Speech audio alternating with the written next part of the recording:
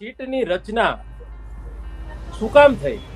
કારણ કે મોટો પ્રશ્ન છે ને કે નવનીત બાલદિયાના કેસમાં શું કામ સીટની રચના કરવામાં આવી અને કયા સંજોગોમાં સીટની રચના થતી હોય છે. તો એમાં સૌ પ્રથમ હાઈફાઈ પ્રોફાઇલ ક્રિમિનલ કેસો, ત્યારબાદ આપણે જોઈએ તો સમાજ વિરોધી માનવ શરીર વિરુદ્ધના ગુંડાગીરીના કેસો કે જે આ નવનીત બાલદિયાના કેસમાં આપણને લાગુ પડે છે. એ બનાવવાળી જગ્યામાં જે મોટરસાયકલ નવનીતભાઈનું હતું એ નવનીતભાઈનું મોટરસાયકલ છે અહીંયા આડું પડેલું હશે અને આરોપીઓ જ્યારે તમે વિડીયો જુઓ તો આરોપીઓ જ્યારે એને મારતા હોય છે, વિડીયો ઉતારતા હોય છે, એમાં એ જે મારતા હોય છે ફરતા ફરતા એમાં બાઇક છે ને એ નવનીતભાઈને બિલકુલ પગ આગળ પડ્યું હોય છે. એ અમે સ્થળ ઉપર પણ એ વિડીયો અમે 3-4 વખત જોયો કે આ કઈ દિશામાં એનું મોઢું છે ને કેવી રીતે મારે છે. એટલે એ વિડીયો જોશો તો લાગશે કે નવનીતભાઈનું બાઇક એના પગ આગળ પડતું હોય છે. એટલે આરોપીઓ જે મારે છે ને એટલે એને લાકડીનો ઘા બરાબર એના પગ ઉપર લાગતો નથી. શું કામ? બાઇક પડ્યું હતું. એટલે એ બાઇકને નવનીતભાઈના પગ આગળથી લઈ અને આમ આડું પાડી દે છે. એ પણ આપણે વિડીયોમાં જોઈ શકશો. હવે એ જ્યારે બાઇક ના કાચના ટુકડાઓ એટલે જે કાંઈ એને બાઇકને નુકસાન થયું છે એ બાઇકના આગળનો જે મોરો હોય છે જેને શોકેસ કહેવામાં આવે છે, લાઇટથી નીચેનો ભાગ, એના અમુક ટુકડાઓ છે એ સ્પ્લેનર હોન્ડા કે એવું કંઈક લખેલું હતું, મને અત્યારે યાદ નથી પણ અમે એની નોટ કરી છે. એ ટુકડાઓ છે ત્યાં પડેલા હતા. 1-2 કાચના ટુકડાઓ ત્યાં પડેલા હતા. પ્લસ અમે નિરીક્ષણ કર્યું તો ત્યાં આરોપીઓ જે ફરતા ફરતા ઉભા હતા એમાં એના બૂટ કે ચપ્પલ વોટેવર જે કંઈ હોય એના પણ ત્યાં નિશાન હતા. એટલે બનાવની જે જગ્યા હતી એમાં આવું અમને જોવા મળેલું નિરીક્ષણ દરમિયાન. સીટની જે રચના કરવામાં આવે છે એ સીટની રચનાના પાવર્સ કોની પાસે? ઘણા બધા લોકોને આ પ્રશ્ન હોય. તો સૌ પ્રથમ તો supreme court of India, supreme court જે છે સર્વોચ્ચ અદાલત આપણા ભારતની, સૌ પ્રથમ એને પાવર્સ છે. ત્યારબાદ ગવર્મેન્ટ ઓફ ઇન્ડિયા એટલે કે ભારત સરકાર, ભારત સરકારને પણ આ સીટ રચવાની એને પાવર્સ છે. અને ત્યારબાદ સ્ટેટ ગવર્મેન્ટ એટલે કે આપણા ગુજરાતની રાજ્ય સરકારો.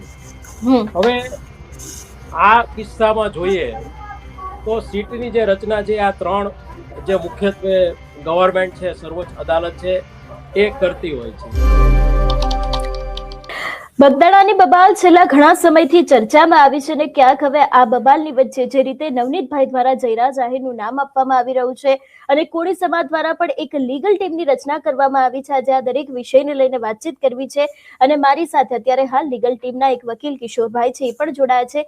કિશોરભાઈ, સૌથી પહેલા તો નિર્ભય ન્યૂઝમાં તમારું સ્વાગત છે. Thank you. કિશોરભાઈ, બગદાણાનો આ સમગ્ર વિવાદ સામે આવ્યો છે, ઘણા બધા વળાંક આવી રહ્યા છે અને હવે જ્યારે આજે જે બંને પીઆઈ છે એ લોકોને પણ સમન્સ પાઠવવામાં આવ્યા છે, સૌથી પહેલા તો એનાથી શરૂઆત કરીએ. એ વિષયને લઈને શું કહેશો? સૌપ્રથમ તો આપનો આભાર, નિર્ભય ચેનલ દ્વારા મને જે વાત કરવાનો આપે મોકો આપ્યો એ બદલ આપનો ખૂબ ખૂબ આભાર. થેન્ક્સ. વાત કરીએ તો સૌપ્રથમ બનાવની ડિટેલમાં બહુ જતો નથી એટલા માટે કે એ બધાને ખ્યાલ છે કે બનાવ કેવી રીતે બન્યો હતો, કયા સંજોગોમાં બન્યો હતો. બિલકુલ. ખાસ તો આ બનાવમાં જે એક પહેલો જે વળાંક આવેલો એ બંને જે પીઆઈ છે એને હટીને એક સીટની રચના કરવામાં આવી, એસઆઈટી. હું આપના માધ્યમ દ્વારા એટલા માટે આ સીટનો ઉલ્લેખ કરું છું કે જનરલી આમ લોકો જે જનરલી પબ્લિક છે એમને સીટ એસઆઈટી એટલે સીટ વસ્તુ શું છે એ બહુ એને ઊંડાણપૂર્વકનો ખ્યાલ નથી હોતો. લીગલ સાથે જે જોડાયેલા વકીલો હોય છે, આપ જેવા પત્રકારો હોય, ચેનલ વાળા હોય, એમને ખ્યાલ હોય. પણ હું બહુ ડિટેલમાં નહીં, પણ એક સામાન્ય બાબતમાં સીટની રચના શું કામ કરવામાં આવી એ ઉપર થોડો પ્રકાશ પાડવા માંગુ છું. અને આ સીટની જે રચના થઈ એ શા માટે સીટની રચના કરવામાં આવે છે, કોણ કરે છે, કયા હેતુસર કરવામાં આવે છે, સીટની જે ટીમ હોય છે એ શું કાર્યવાહી કરવી છે. પહેલા તો આપણે એટલા માટે આ મુદ્દા મેં કીધા કે જો આ પ્રકારના મુદ્દા આપને સમક્ષ જો અગાઉ ચર્ચાયા હોય તો હું આમાં પડવા નથી માંગતો, અને જો ન ના ના ચર્ચાયો બિલકુલ હોય તો બિલકુલ જી હા thank you hmm thank you.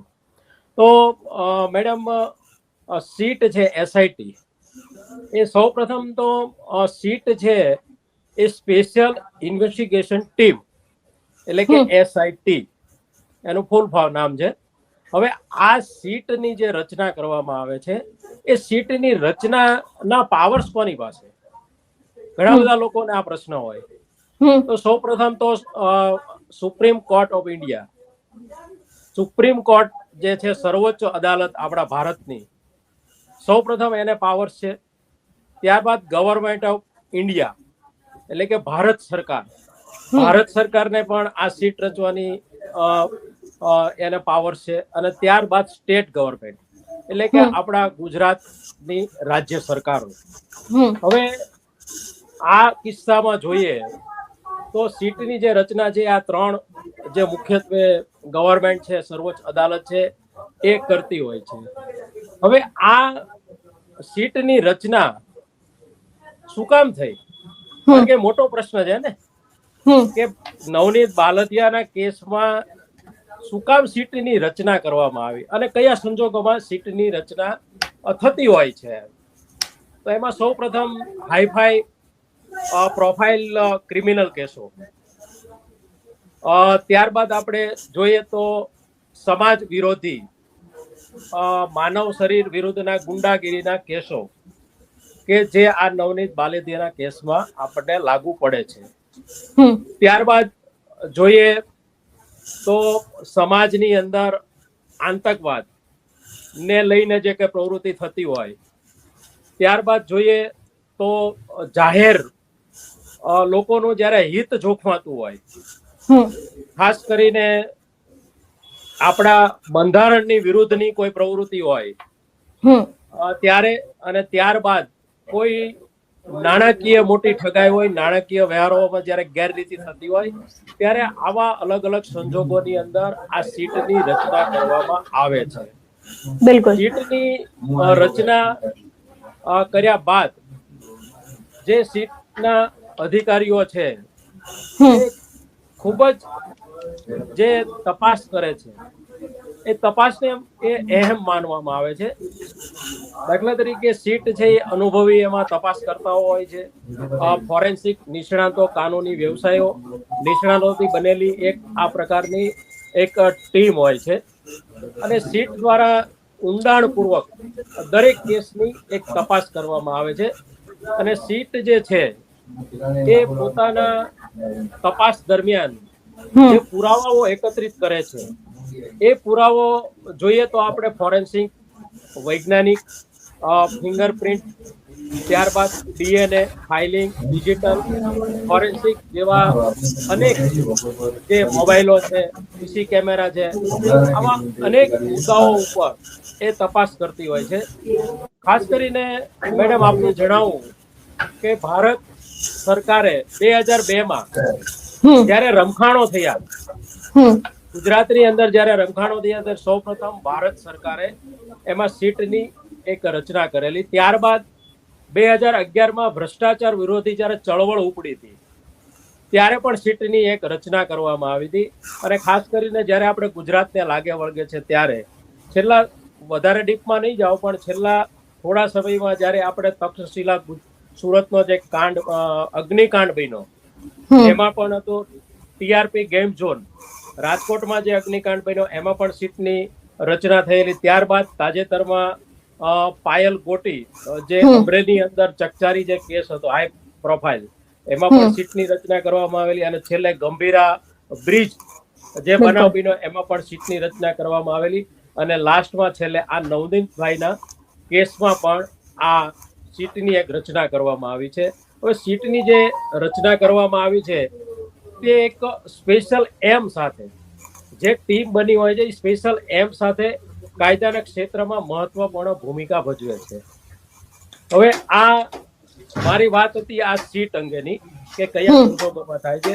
હવે નવનીત બાલદિયાના કેસ ઉપર આપણે આવીએ, હમ કે નવનીત બાલદિયાના જે કેસ છે એ જાહેર હિતને લગતો હતો, સમાજ હમ વિરોધી હતો, આ કેસ. એમાં ગુંડાગર્દીને જે લાગુ પડે છે ત્યાં સુધી એ કેસ હતો, એટલા માટે સીટને પ્રિફર કરવામાં આવ્યું. બીજા નંબરમાં કે અગાઉની જે તપાસ થતી હતી એમાં પીઆઈ ડાંગર મેડમ, ત્યારબાદ પટેલ સાહેબ, તો એનાથી સરકાર સંતુષ્ટ નહોતી. જે તપાસ જે ચાલતી હતી એનાથી કાંઈક ઘટતું હતું અથવા તો વિશેષ તપાસની આમાં જરૂર છે, એમાં મૂળ સુધી પહોંચવું છે, એટલા માટે થઈને એમાં સીટને આ તપાસ સોંપવામાં આવી. મેડમ, હું આપને કહીશ કે મારી પાસે એક મીડિયાના માધ્યમથી મને સીટનો જે ઓર્ડર કરવામાં આવ્યો છે ગૃહ વિભાગ તરફથી, એ હું આપને કહું કે 5/1/2026 રોજ સીટની રચના કરવા બાબતનો એક પત્ર ગુજરાત સરકાર છે એ જાહેર કરે છે. અને એ પોલીસ અધિક્ષક ભાવનગર છે એ એમાં સીટની રચના કરે છે, જેમાં સૌપ્રથમ 5 જણની એક અધ્યક્ષતા વાળી એક ટીમનું ગઠન થાય છે કે જેમાં શ્રી જયવીર ગઢવી આઈપીએસ મદદનીશ પોલીસ અધિકારી ધારી વિભાગ એ ટીમના અધ્યક્ષ છે. ત્યારબાદ MG Jadeja police inspector SOG Botad એના સભ્ય છે. ત્યારબાદ PJ Vala police sub inspector crime table અત્રેની કચેરી. ત્યારબાદ Laxman Devsinh head constable LCB Botad. અને ત્યારબાદ Bhagwanbhai Khambhala LCB Botad head constable. આ 5 જણની અત્યારે આપણે આ બગદાણા કેસ જે નવનીતભાઈનો છે એમાં આ તપાસ કરી રહી છે. મારે આપને આ એટલા માટે જણાવવું પડે છે કે આપના માધ્યમથી જે લોકો છે, જે આમ જનતા, એને થોડો ઘણો ખ્યાલ આવે. હવે અત્યારે જે કાંઈ તપાસ થઈ રહી છે એ હું એને લીગલી જોઉં છું કે લીગલી ખરેખર સીટની જે તપાસ થઈ છે એના જે પગલાઓ છે એ પગલાઓ એક ચોક્કસ દિશામાં જઈ રહ્યા છે. એની હું તમને 3 બાબત કહું કે સૌ પ્રથમ એણે 4-5 દિવસ સીટની ટીમે સમગ્ર કેસનો અભ્યાસ કર્યો, કારણ કે એના ઓર્ડરમાં જ છે કે સૌ પ્રથમ તમારે કેસ પેપર મેળવી એનો ઊંડાણપૂર્વક તપાસ કરવી, અભ્યાસ કરવો, અને પછી તમને જે લાગે એની ઉપર તપાસ કરવી. એટલે એમણે ઊંડાણપૂર્વક તપાસ કર્યા પછી એમને એવું લાગ્યું કે અમારે 8 આરોપીઓના રિમાન્ડની જરૂર છે. બિલકુલ. એટલા માટે એ લોકોએ મહુવા નામદાર એડિશનલ સેશન્સ કોર્ટમાં, એની નીચેની જે શર્મા સાહેબની કોર્ટ છે એની અંદર અરજી કરી કે અમારે આટલા કારણોસર, કારણ કે કોર્ટ એમ કઈ રિમાન્ડ આપી નથી દેતી, પણ એને વિવિધ અભ્યાસ કરીને એને તારણો આપ્યા કે આટલા મુદ્દાઓ ઉપર અમે 8 આરોપીના છે રિમાન્ડ અમે મેળવવા માંગીએ છીએ, એની તપાસ કરવા માંગીએ છીએ. કોર્ટની અંદર ખૂબ દલીલો થઈ. અમારા with prosecution mister advocate Dhapa સરકારી વકીલની સાથે રહીને એમને પણ ખૂબ જજમેન્ટો આપ્યા કે આ રિમાન્ડ આપવા જોઈએ. અને ત્યારબાદ નામદાર કોર્ટે 3 દિવસના, શર્મા સાહેબની કોર્ટમાં 3 દિવસના રિમાન્ડ 8 આરોપીના, અગાઉ તો 4 આરોપીના રિમાન્ડ માંગ્યા હતા, 4 ને તો જેલ હવાલે સીધા કરી દીધા હતા. પણ સીટને એવું લાગ્યું કે આમાં કઈક ઊંડાણપૂર્વક તપાસ માટે 8 જરૂરી છે. 8 આરોપીઓને 3 દિવસના રિમાન્ડ આપવામાં આવ્યા. That's all. કે એ પ્રથમ પગથિયું એમનું છે એમાં એ સફળ થયા, કારણ કે એ સાચી દિશામાં તપાસ છે. સેકન્ડ નંબરમાં મને જ્યાં સુધી માહિતી છે ત્યાં સુધી સીટ જે કાંઈ તપાસ કરી રહી છે એનો જે અહેવાલ છે એ ખૂબ જ ગુપ્ત હોય છે. એને કાયદાથી અમુક પાવર્સ આપવામાં આવ્યા હોય છે, એ કોઈને બંધન કરતા નથી, કોઈ એને આદેશ આપી શકતું નથી. એટલે એનો જે રિપોર્ટ છે એ ખૂબ ગુપ્ત હોય છે. એની જે તપાસ હોય છે એ જ્યાં સુધી પોતે મૂળ સુધી ન પહોંચે ત્યાં સુધી એ જાહેર કરી શકતા નથી, અથવા તો એમને યોગ્ય નથી લાગતું કે આ તબક્કે આપણે આને જાહેર કરીએ.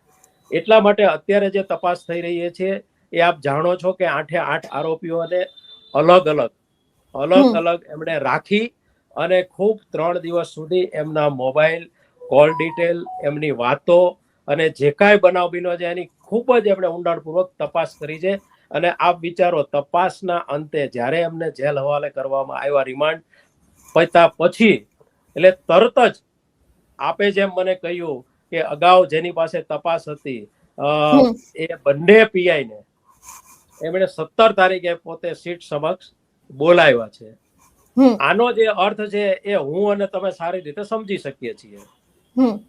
એટલે જે તપાસ થઈ રહી છે એ લીગલ રીતે અમે જો કહીએ તો ખૂબ જ સારી દિશામાં તપાસ થઈ રહી છે અને મને લાગે છે કે મેડમ કે 100% સીટ છે એનું કામ જ એ છે કે કોઈ પણ બનાવ બને એના મૂળ સુધી ઊંડાણપૂર્વક તપાસ કરી અને સાચી જે હકીકત છે એને ઉજાગર કરી અને ખરેખર ન્યાયની દિશામાં એમણે તપાસ કરી, ચાર્જશીટ કરી અને આરોપીઓને કેમ સજા થાય એ માટેનું આ સીટ છે એ કામ કરતી હોય છે. કિશોરભાઈ, જે રીતે તમે આખી સીટની માહિતી આપી કે શું કામ કરવાનું હોય છે, જે બંને પીઆઈ છે એમને સમન્સ મોકલવામાં આવ્યું છે, પણ અત્યારે સવાલ તો એક એ પણ ઊભો થઈ રહ્યો છે ને કે બંને પીઆઈને સમન્સ મોકલવામાં આવ્યું છે, નવનીતભાઈ પોતે જયરા જાહેરનું નામ બોલી રહ્યા છે, તો પછી એમની સામે પૂછપરછ કેમ નહીં? ઘણા બધા કોળી સમાજના લોકો દ્વારા પણ આ સવાલ પૂછવામાં આવી રહ્યો છે. આ વિષયને લઈને શું કહેશો? હું મેડમ આપના માધ્યમથી અને આપના ચેનલના માધ્યમથી મારા સમાજના જે લોકો છે જે ખાસ કરીને આ બનાવને લઈને ઉત્સુક છે કે ભાઈ અન્ય જે આરોપીઓ છે, નવનીતભાઈ બતાવી રહ્યા છે, આરોપીને હજી સુધી કેમ પકડતા નથી, કેમ એની ધરપકડ કરતા નથી, એને કેમ સમન્સ મોકલતા નથી, આ એમના સવાલો છે. લોકોના છે અને નવનીતભાઈના પણ છે. કારણ કે અમે જયારે ગયા ત્યારે પણ એમનો આ જ સવાલ હતો, પણ અમે એમને રૂબરૂ પણ વાત કરી હતી કે અત્યારે જે તપાસ ચાલી રહી છે સીટની, એ તપાસ ખૂબ નાજુક મોડમાં છે. કારણ કે જ્યાં સુધી મુખ્ય આરોપીને લાગે વળગે છે ત્યાં સુધી, જેને આપણે કાવતરાખોર કહી શકીએ, જેના દ્વારા આ કાવતરું રચવામાં આવ્યું છે. કારણ કે તમે જુઓ, સીટે આવીને તરત જ 120B આઈપીસી જૂની કલમ જે કાવતરાની છે એનો ઉમેરો કરી દીધો પહેલા જ. એટલે ધેટ્સ મીન કે એને એ દિશામાં ખબર છે કે અમારે કઈ દિશામાં જવાનું છે. એટલે મૂળ જે કાવતરા જેને ઘડનાર છે, જે કાવતરામાં સામેલ છે, ભલે ડાયરેક્ટલી બનાવવામાં ઇન્વોલ્વ નથી, પણ એની મુખ્ય ભૂમિકા છે, કાવતરું રચનાર છે, કાવતરાખોર છે, એના મૂળ સુધી કેમ પહોંચવું? કારણ કે કોઈ બનાવ બને એમાં ડાયરેક્ટ કોઈ ઇન્વોલ્વ હોય એને તો તમે ઇઝીલી પકડી શકો છો. દાખલા તરીકે તમે 8 આરોપીને બહુ ઝડપથી પકડી લીધા. શું કામ? ફૂટેજમાં દેખાય છે, ગાડીઓ લઈને જતા હતા, સીસી કેમેરામાં આવી ગયા છે. એટલે એની જે ઓળખ કરવી એ બહુ સહેલી છે. પણ જ્યારે અંડરગ્રાઉન્ડ કોઈ પડદા પાછળનો માણસ હોય અને એને જ્યારે તમારે પકડવાની વાત આવે, એની સામે જ્યારે તમારે એક્શન લેવાની વાત આવે અને એને આરોપી તરીકે જ્યારે બનાવવાની વાત આવે, ત્યારે મેડમ લીગલી ખૂબ જ તમારે ધ્યાન રાખવું પડે છે. કારણ કે ભારતમાં એક કહેવત છે ને કે નિર્દોષ કોઈ પણ લોકો છે એને અન્યાય ન થવો જોઈએ. એટલે અત્યારે જે તપાસ થઈ રહી છે, ઊંડાણપૂર્વક તપાસ થઈ રહી છે, call recording, video calling recording, CCTV footage, જે કાંઈ અલગ અલગ વિડીયો હ્યુમન સોર્સના માધ્યમથી જે ચાલી રહ્યા છે એની બધી તપાસ થઈ રહી છે. એ લોકોના જે કાંઈ વિડીયો એના ફાર્મ હાઉસના હોય કે એના અંગત બધા કોલ રેકોર્ડિંગ હોય, એ પણ જે આપની સમક્ષ અને અમારી સમક્ષ પણ બધા આવ્યા હોય છે, એની પણ તપાસ થઈ રહી છે. તો હું સમાજના લોકોને, નવનીતભાઈને કહેવા માંગુ છું કે જ્યાં સુધી જે આરોપીની વિરુદ્ધ પૂરતા પુરાવા નહીં આવે ત્યાં સુધી આપણે રાહ જોવી પડશે. પણ ચોક્કસ અત્યારે જે દિશામાં જઈ રહી છે એમાં હું કોઈ વ્યક્તિનું નામ એટલા માટે નથી લેતો કે લીગલી જ્યાં સુધી એની ધરપકડ ન થાય, જ્યાં સુધી એને પકડવામાં ન આવે, ત્યાં સુધી નામ જે કંઈ લેવામાં આવે એ અસ્થાને છે. પણ ચોક્કસ આ દિશામાં અત્યારે તપાસ થઈ રહી છે. એટલે થોડાક જ દિવસોની અંદર આપ જોશો કે સીટ છે એ મૂળ સુધી પહોંચી અને એની ધરપકડ કરશે. મુખ્ય જે કાવતરાખોર છે એનો પર્દાફાશ કરશે અને સંપૂર્ણ જે કઈ સત્ય હકીકત છે એ સામે આવશે. હવે માની લો કે આ મારી વાત છે, લીગલ વ્યૂ પોઈન્ટ ઉપરથી હું આપને કહું છું. હવે સપોઝ માની લો કે મેડમ મેં આપને કહ્યું, કારણ કે કાલ સવારે નહીં પકડાય તો પાછા તમે મને પાછા બોલાવશો ચેનલમાં કે આપે તો તે દિવસે કહ્યું હતું અને આ બનાવની અંદર મુખ્ય કાવતરાખોર તો કિશોરભાઈ એડવોકેટ આપ જણાવ્યા પ્રમાણે આવ્યા નહીં. તો જ્યાં સુધી તપાસ પૂરી ન થાય અને એની વિરુદ્ધ ચાર્જશીટ ન થાય ત્યાં સુધી એ તપાસની અંદર અમે ખલેલ નથી પહોંચાડી શકતા. હા, અમારી પાસે જે ચોક્કસ પુરાવો જે અમારી પાસે છે અથવા તો ફરિયાદી પાસે છે, એ વિથ પ્રોસિક્યુશન અમે ચોક્કસ એમને મદદ કરશું કે ભાઈ અમારી પાસે આ પુરાવા છે, આપને યોગ્ય લાગે તો તમે તપાસ કરી શકો છો. હવે સપોઝ માની લો કે સીટની અંદર તપાસના અંતે 8 આરોપીઓ સિવાય કોઈને આરોપી બનાવવામાં આવતા નથી અને ચાર્જશીટ કરી અને નામદાર અદાલતની અંદર ચાર્જશીટ રજૂ કરવામાં આવી દીધું, એટલે ત્યાં તમારી તપાસ પૂરી થઈ ગઈ. કાયદાની ભાષામાં કોઈ પણ ગુનો બને, તપાસ થાય, ધરપકડ થાય, નિવેદનો લેવાય, પંચનામા થાય, બધું જ થાય અને 90 દિવસની અંદર ચાર્જશીટ અદાલતમાં રજૂ કરો એટલે પોલીસનું કામ પૂરું. હવે માની લો કે ચાર્જશીટ થઈ ગયું અને કોઈ પણ પ્રકારના આરોપીઓની વિશેષ આરોપીઓ આમાં નથી ઇન્વોલ્વ અને 8 આરોપીઓની ધરપકડ જે થઈ હતી એ જ પ્રમાણે ચાર્જશીટ થઈ ગયું, તો ફરિયાદીને મેડમ નામદાર અદાલતમાં એક ફરિયાદી તરીકે ખૂબ જ પાવર, એટલે ખૂબ જ એને લીગલી સપોર્ટ છે, એની પાસે ખૂબ જેને કહી શકાય કે લીગલી એ લડવા માટે એને કાયદાથી એને સપોર્ટ કરવામાં આવ્યો છે કે કોર્ટને એ તપાસ અધૂરી છે, મારે ફરી તપાસ કરવી છે આ કેસની આટલા મુદ્દાઓ ઉપર, તો એ નામદાર કોર્ટને વિશાળ પાવર છે. એ અરજીની ઉપર નામદાર કોર્ટ છે CRPC ની કલમ 173 કે જે કઈ એની ઉપર એને વિશાળ પાવર છે અને કોર્ટ છે એ વિશેષ અને વધારાની તપાસનો આદેશ કરી શકે છે. અને બીજું મેડમ, એનાથી આગળ તપાસ કર્યા પછી જો નામદાર કોર્ટને એવું લાગે કે ખરેખર આરોપી આ છે અને એને બનાવવામાં નથી આવ્યા, તો અદાલત છે એ સરકારી જે વકીલ હોય, PP હોય, એને કહે છે કે તમે આની અરજી આપો અને એને આપણે આરોપી બનાવીએ. આવું ભૂતકાળમાં અહીંયા સેશન્સ કોર્ટમાં મારી જ એક સેશન્સ હતી જેમાં હું વિથ પ્રોસિક્યુશન હતો. વલભીપુરનું તોતણિયાળા ગામ 302 ની મેટર હતી. સાચો આરોપીની પકડવાને બદલે ડમી આરોપીને રજૂ કરવામાં આવેલા અને નામદાર અદાલતમાં એડિશનલ ચાગલાણી સાહેબના મેટર ચાલી અને અડધી ટ્રાયલ ચાલ્યા બાદ એક 12 વર્ષની દીકરીની જ્યારે જુબાની લેવામાં આવી, એને પૂછવામાં આવ્યું કે ભાઈ આરોપી આ હતા, તો એને કીધું કે નહીં આ નહોતા, મારવામાં તો કરણભાઈ હતા. એટલે ત્યારે અદાલતને ખબર પડી કે વોટ કરણ, એટલે ત્યારે જોવે છે કે ના ખરેખર તો આરોપી કરણ છે અને અદાલતે હુકમ કર્યો અને એને 302 નો એની ઉપર ચાર્જ ફ્રેમ થયો અને સેશન્સ પણ ચાલી. એટલે આ લીગલ જે પોઝિશન છે એ આ છે, રાહ જોવાની જરૂર છે અને કદાચ ન પકડે તો એનાથી કાયદાથી આપણને હજી ઘણો બધો આપણી પાસે પોઈન્ટ છે અને અદાલતની અંદર પણ આપણે એની રજૂઆત કરી ફરી તપાસ અને જે કાંઈ છે એ કરી શકીએ છીએ, ટ્રાયલ દરમિયાન પણ કરી શકીએ છીએ. હજી આપણી પાસે ઘણું બધું આપણે કરી શકીએ લીગલી, એ બધા જ દ્વાર આપણા માટે ખુલ્લા છે. કિશોરભાઈ, એક છેલ્લો સવાલ પૂછવા માંગીશ. આખી લીગલ ટીમ છે એ ઘટના સ્થળે ગઈ હતી, ત્યાં તપાસ કરવામાં આવી હતી કે કેવી રીતે આ સમગ્ર ઘટના બની હતી, ત્યાંથી પણ ઘણી બધી વસ્તુઓ મળી આવી હતી. એને લઈને તમારી પાસેથી સમજવું છે કે શું મળી આવ્યું હતું અને હવે લીગલ ટીમ દ્વારા શું કરવામાં આવશે. હું આપને વાત કરું કે અમે શનિવારે લગભગ 12:30 અમે ત્યાં પહોંચેલા. સૌપ્રથમ તો બગડાણા ગામની જે એન્ટ્રી છે ત્યાં ચોકડી કહેવાય છે, એમાં અમે ફરિયાદી નવનીતભાઈના દીકરાને બોલાવેલો. એને બોલાવીને અમે એને પૂછેલું કે કઈ જગ્યાએથી આરોપીઓ આવેલા સંભવિત રીતે, ભલે ચોક્કસ નથી. એટલે એમણે કીધું કે આ જે રસ્તો છે એ રસ્તો બોરડા કે બોરડીથી આવે છે અને અહીંયાથી આવવાની સંભાવના છે. એટલે સૌપ્રથમ અમે એ એન્ટ્રીનો રસ્તો જોયેલો.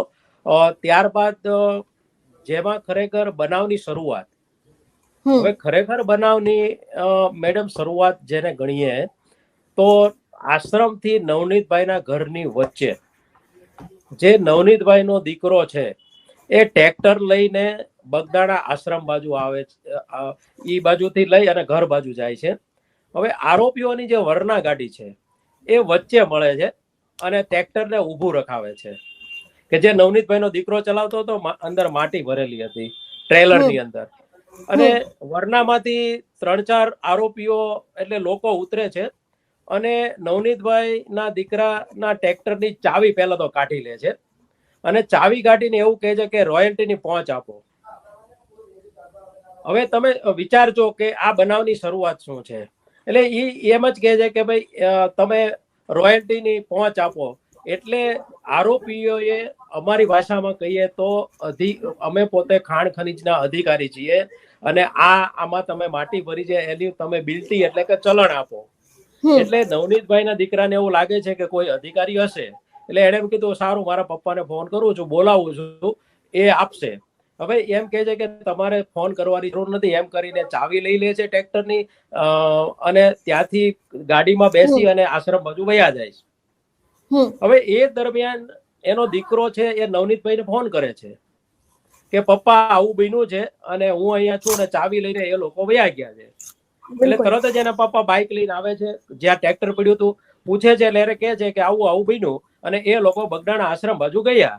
એટલે નવનીતભાઈ છે એને કહે છે તું ઘરે જા, હું જઉં છું, કોઈ અધિકારી હોય તો જોઈ લઉં છું શું મેટર છે. એટલે બગડાણા આશ્રમ બાજુ જાય છે. એટલે ત્યાં જાય છે, એટલે આ ગાડી જે હોય છે જે વર્ણન વાળી, એ ત્યાં જોવે છે, પણ નવનીતભાઈને તો ખબર જ નથી કે ભાઈ આ કોણ અધિકારી છે, અને એમણે કઈ પૂછ્યું નહીં. એટલે નવનીતભાઈ નું કામ એક મશીન કઈક ચાલતું હતું, કઈ બાજુનું ગામ છે પોલીસ સ્ટેશન થી આગળ મોણપર. એટલે મોણપર બાજુ એ પોતાનું બાઇક લઈને ચાલ્યા જાય છે કે ભાઈ મારું જે કામ છે ચાલો હું પતાવતો આવું. એટલે પોલીસ સ્ટેશનને, બગડાણા આશ્રમથી પોલીસ સ્ટેશનને પસાર કરી ત્યાંથી લગભગ 1.5 કિલોમીટરના અંદરના એરિયામાં એ જાય છે. એટલે તરત જ એની પાછળ એક આ 4 વ્હીલ જે વરના ગાડી છે એ તરત એની બાઇકની આગળ આવે છે, અને એને તરત જ બાઇકથી પાડી દેવામાં આવે છે, અને ત્યાં એનો આ બનાવ બને છે. આ સમગ્ર બનાવની હકીકત અમે સ્થળ ઉપર ગયા, બધી તપાસ કરી, ત્યારે અમને જાણવા મળ્યું, એમની પણ અમે ડિટેલ લીધી. એના ઉપરથી અમે દરેક જગ્યાએ ટ્રેક્ટર વાળો બનાવ, પછી ત્યાંથી એ બાઇક લઈને નીકળ્યા, કઈ રીતે એ ત્યાં બનાવના સ્થળે પહોંચ્યા, અને કઈ રીતે આ લોકો, એટલે બધી જ જગ્યાઓ અમે જોઈ. કારણ કે અમે વિથ પ્રોસિક્યુશન છીએ ફરિયાદી તરફે. એટલે ભવિષ્યમાં અમારો ઈરાદો એવો હતો નિરીક્ષણ કરવાનો કે જ્યારે પણ મેડમ આ કેસ ચાલે ત્યારે આ સેશન્સ કોર્ટની અંદર તમે એક સ્વાભાવિક છે કે તમે વાંચી અને કોઈ સ્ટડી કરો અને તમે પ્રત્યેક સ્થળ ઉપર જાઓ તો મને લાગે છે કે એમાં વધારે તમે હેલ્પફુલ થઈ શકો. એટલે અમારો ઈરાદો નિરીક્ષણ કરવાનો એટલો જ હતો કે અમે જગ્યા જોઈએ તો ભવિષ્યની અંદર વિથ પ્રોસિક્યુશન તરીકે ફરિયાદીને અમે ફૂલ સપોર્ટ કરી શકીએ, અને સાચી જે હકીકત છે અમે જોઈ હોય તો અમે વર્ણવી શકીએ. એ કોર્ટમાં અમે એની રજૂઆત પણ કરી શકીએ લેખિતમાં, અને સરકારી જે વકીલ હોય એને પણ અમે હેલ્પફુલ થઈ શકીએ. એટલે અમે કોઈ એમાં તપાસ કરવાનો અધિકાર અમારો નથી. પોલીસ કે સીટ જે તપાસ કરતી હોય એવો તપાસ કરવાનો અધિકાર નથી, પણ અમે સ્થળ ઉપર જઈ અને નિરીક્ષણ તો ચોક્કસ કરી શકીએ.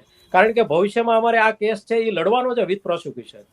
એટલે ત્યાં અમે જ્યારે ગયા ત્યારે ખાસ કરીને બનાવવાળી જે જગ્યા હતી એ બનાવવાળી જગ્યામાં જે મોટરસાયકલ નવનીતભાઈનું હતું એ નવનીતભાઈનું મોટરસાયકલ છે અહીંયા આડું પડેલું હશે, અને આરોપીઓ જ્યારે તમે વિડીયો જુઓ તો આરોપીઓ જ્યારે એને મારતા હોય છે, વિડીયો ઉતારતા હોય છે, એમાં એ જે મારતા હોય છે ફરતા ફરતા, એમાં બાઇક છે ને એ નવનીતભાઈને બિલકુલ પગ આગળ પડ્યું હોય છે. એ અમે સ્થળ ઉપર પણ એ વિડીયો અમે 3-4 વખત જોયો કે આ કઈ દિશામાં એનું મોઢું છે ને કેવી રીતે મારે છે. એટલે એ વિડીયો જોશો તો લાગશે કે નવનીતભાઈનું બાઇક એના પગ આગળ પડતું હોય છે. એટલે આરોપીઓ જે મારે છે ને એટલે એને લાકડીનો ઘા બરાબર એના પગ ઉપર લાગતો નથી. શું કામ? બાઇક પડ્યું હતું. એટલે એ બાઇકને નવનીતભાઈના પગ આગળથી લઈ અને આમ આડું પાડી દે છે. એ પણ આપણે વિડીયોમાં જોઈ શકશો. હવે એ જ્યારે બાઇક ના કાચના ટુકડાઓ, એટલે જે કાંઈ એને બાઇકને નુકસાન થયું છે એ બાઇકના આગળનો જે મોરો હોય છે જેને શોકેસ કહેવામાં આવે છે, લાઇટથી નીચેનો ભાગ, એના અમુક ટુકડાઓ છે એ સ્પ્લેનર, હોન્ડા કે એવું કંઈક લખેલું હતું, મને અત્યારે યાદ નથી, પણ અમે એની નોટ કરી છે. એ ટુકડાઓ છે ત્યાં પડેલા હતા. 1-2 કાચના ટુકડાઓ ત્યાં પડેલા હતા. પ્લસ અમે નિરીક્ષણ કર્યું તો ત્યાં આરોપીઓ જે ફરતા ફરતા ઉભા હતા એમાં એના બૂટ કે ચપ્પલ વોટેવર જે કંઈ હોય એના પણ ત્યાં નિશાન હતા. એટલે બનાવની જે જગ્યા હતી એમાં આવું અમને જોવા મળેલું નિરીક્ષણ દરમિયાન. બિલકુલ કિશોરભાઈ, આપ અમારી સાથે જોડાયા બદલ આપનો ખૂબ ખૂબ આભાર. Thank you. આભાર આપનો. જે રીતે આપણે વાત કરી બગદાણા સમગ્ર કેસને લઈને કેવી રીતે બન્યો હતો, એસઆઈટીની રચના કેમ કરવામાં આવી છે, જે બંને પીઆઈ છે એ લોકોને કેમ સમન્સ પાઠવવામાં આવ્યું છે, તેની સાથે લીગલ ટીમના જે વકીલ છે એ લોકો દ્વારા હવે શું કામ કરવામાં આવશે, એ લોકો જે સમયે ઘટના સ્થળ પર પહોંચ્યા હતા એ સમયે સમગ્ર ઘટના કેવી રીતે બની હતી, જે કાચના ટુકડાને લઈને પણ તેમના દ્વારા માહિતી આપવામાં આવી છે. જોવાનું રહેશે કે હવે આ સમગ્ર વિષયને લઈને કયા ખુલાસા થાય છે. તમારું શું માનવું છે આ વિષયને લઈને અમને કમેન્ટ કરીને ચોક્કસ જણાવજો. તેની સાથે અમારી ચેનલ નિર્ભય ન્યૂઝને લાઇક, શેર અને સબસ્ક્રાઇબ કરવાનું ભૂલશો નહીં. નમસ્કાર.